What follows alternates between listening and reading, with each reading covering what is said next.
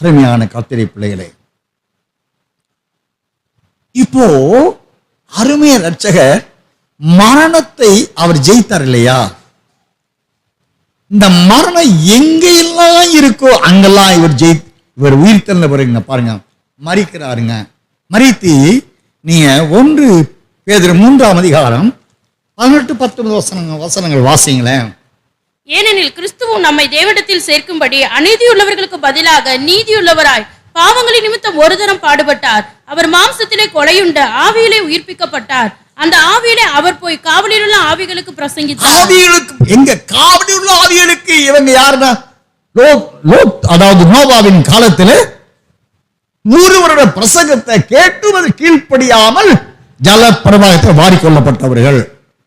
இவர்கள் இப்பொழுது ஜல பிரவாகத்தினால் வாரிக்கொள்ளப்பட்டு அங்கே ஐஸ்வர்யவாணி இருக்கிற இடத்துல வேதனை இடத்துல அவங்க கிடைக்கிறாங்க. ஏன்னு சொன்னா இவங்க ஃப்ளட் வந்த பொழுது இவங்க எல்லாரும் மரிக்கும் தருவாயில தண்ணியில அப்படியே மதந்துக்கிட்டு போட்டை போய் அடிக்கிறாங்க. அடியான் அந்த நோவாவின் நாட்கள் நடந்து போல நடக்கும் என்று, மனசுக்குமார் நாட்கள் நடக்கும் என்று அந்த தலைப்புல அடியான் ஒரு புஸ்தகம் எழுதி கொண்டிருந்த பொழுதே அப்பா விளக்கம் கொடுத்தாங்க. நான் கேட்டேன், ஆண்டவரை நீங்க சரி மறிச்சிருக்கீங்க, அந்த ஆவியில நீங்க அங்கே போய் பாதாளத்துள்ள அந்த ஆவி போய் பிரசவம் பண்ணணும். ஏன் பிரசவம் பண்ணனா அவன் கட்டுண்டு கிடந்தாங்க. எனக்கு வழங்கலையா ஆண்டவரை? கட்டுண்டு கிடந்தாங்கன்னா கீழ்ப்படியாம ஏன் ஆண்டவரை பண்ணா? எத்தனோ ஜனதால் இப்பொழுதும் கீழ்ப்படியாம வாழ்றாங்க ஆண்டவரை. அவங்களுக்கு நீங்க ஒரு மீட்பை கொடுக்கலாம்மா மரித்த நிலையில. பல கிறிஸ்தவர்கள் மரித்தோருக்காக மோச்சலுக்கு எடுப்பாங்க. கல்லறையில போயிங்க அந்த ஊழியருக்கு ஒரு 40 ரூபா கட்டினா அதுக்குரிய அளவுக்கு அந்த மரித்த ஆத்மாவை பரலோகத்துக்கு கொண்டு போவாங்களாம். இப்படியெல்லாம் கதைகள் நடக்குதுங்க. அப்படின்னு கேட்ட பொழுது ஆண்டு சொன்னாருங்க, பாரு அன்புள்ள ஆண்டு என்ன சொன்னார் தெரியுங்களா? தாசனே, அவங்களுக்கு ஏன் நான் பாதாளத்தை கட்டுண்ட ஆவிகளா இருந்த அவங்களுக்கு நான் போய் மனத்தில் சிக்கி தேவித்த அவங்களுக்கு போய் நான் பிரசங்கித்தேன்னா அவங்களுக்கு நான் பிரமாணம் கொடுக்கப்படலை.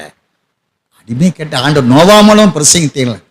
பிரசங்கித்தேன் என்ன பிரசங்கித்தேன்? ஜலத்தில் அவங்களை வாரிக்கொள்ள போகிறேன், அதனால மனந்திரும் தான் நான் சொன்னேன்.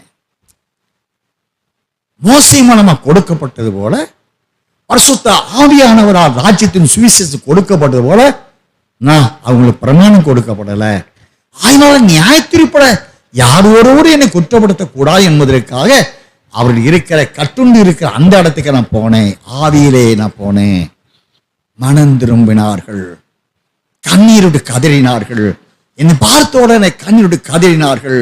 அந்த போட்டை தட்டி கதவை தர என்று அவர்கள் அங்கலாய்த்து கதறினார்கள். நான் கண்டேன்.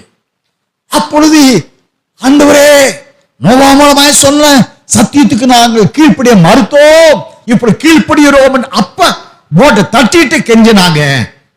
என் கண்கள் கண்டது, காது கேட்டது. நான் எப்படி இந்த ஆத்துமக்களை விட? அதனாலே அவர்கள் மீட்கப்படத்தா பாதாளத்தில் ஆவியிலே சென்று மரணத்தில் சிக்கி தவித்த மரண கட்டில் சிக்கி தவித்த அவர்கள் நான் விடுதலை யாக்க சென்றேன் என்று சொன்னார். அடியான புஸ்தகத்தில் கொஞ்சம் சின்ன ஒரு பாட்டு எழுதப்பட்டிருக்குங்க. அருமையான கர்த்தருடைய பிள்ளைகளை, அருமையான நம்முடைய அன்பின் ஆண்டவர் வேதாகமம் முழுவதும்